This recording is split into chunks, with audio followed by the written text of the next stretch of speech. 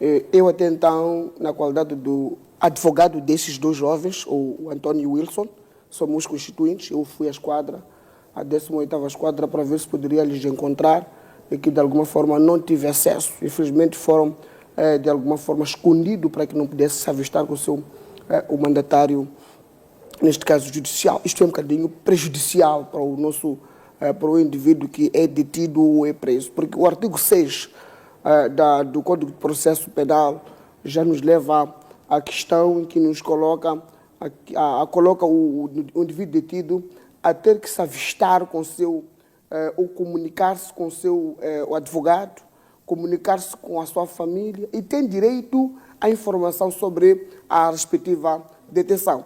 Me parece que estes indivíduos foram detidos, até então não sabem qual é o crime que de facto eles associam.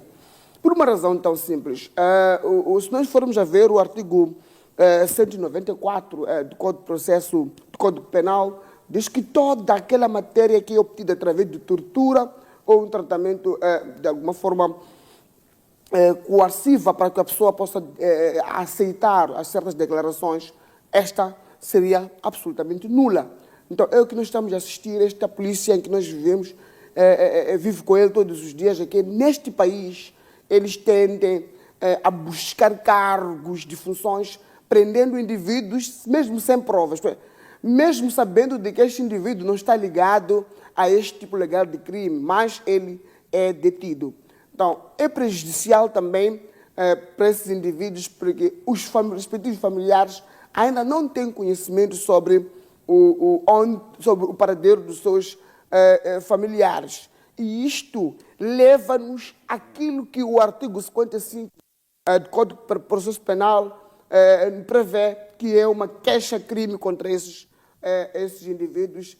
Da polícia aqui, de alguma forma, teriam detido cidadãos sem que haja primeiro provas bastante, porque nós vimos a página do Ney Kambuma, ele apresentar a sua cara dizendo que eu sou o Ney Kambuma. Por que que detiveram pessoas que não fazem parte daquilo que seria a tal página, ou a administração da tal página?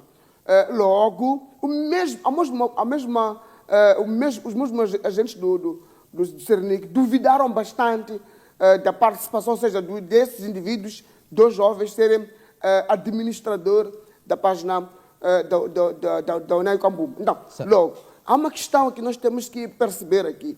Esta polícia tem um hábito de prender para investigar. E isto é absurdo. Nós temos que eliminar neste país. Não pode haver prisão para poder investigar. Primeiro, deve ter indícios suficientes bastante para que este indivíduo seja tido como infrator ou que tenha praticado um certo tipo legal de crime. Certo. Nas circunstâncias em que foram apresentados, neste caso, os supostos gestores, acredita que antes não houve um trabalho de base de investigação para que realmente pudessem ser detidos? Eu conheço estes homens do Cernic, conheço esses homens da polícia.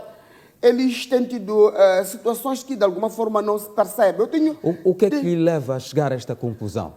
O que me leva a chegar a esta conclusão é que não pode proibir o cidadão de se comunicar com os respectivos familiares. Este é o primeiro ponto. Não pode proibir o cidadão de se comunicar com o seu advogado.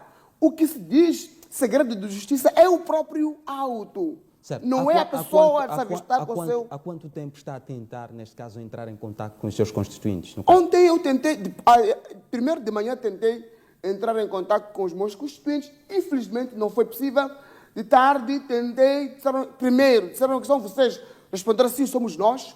Mais tarde ligam para mim e dizem que não estão aqui na esquadra. Então é um bocadinho preocupante um agente da polícia comportar-se como se fosse um pastor de gado que certo. não tem objetividade para aquilo que é o exercício das suas funções. Fala-se de uma investigação de quase 3 meses no contexto. Há quanto tempo seus constituintes estão detidos? De facto, eu tomei conhecimento de que estavam detidos quando a família ligou-me, dizendo que os nossos filhos serão apresentados pela Cernic, até que o azar que eu estava numa outra audiência, porque eu teria ido para lá proibir para que eles fossem apresentados ao público, porque isso não é, aliás, o advogado, ou seja, eles podem, de alguma forma, rejeitar ser apresentados ao público, porque até agora goza de presunção de inocência. Então, imaginemos que eles são inocentados dos crimes em que eles são fabricados contra ele, porque eu vejo que aqui alguns crimes foram fabricados para ver se poderiam sair. Mas o que é que lhe faz chegar a este ponto de que os crimes foram fabricados? É a rejeição do seu advogado, rejeição dos familiares de se comunicar com a sua família, com os jovens. Este dado é suficiente para fundamentar esta ideia? Quando rejeita, significa que algo não está bom. Por quê? É assim, ilustre. Quando você está detido, você é aberto, pelo menos, a ter 2 chamadas no mínimo. Sim. Tem familiar, sim, tudo bem. Tem advogado, sim, tudo bem. Efetua 2 chamadas, porque o advogado pode, de alguma forma, controlar algumas situações. Dou um exemplo concreto. A situação de tortura, porque estão supostamente torturados, não é?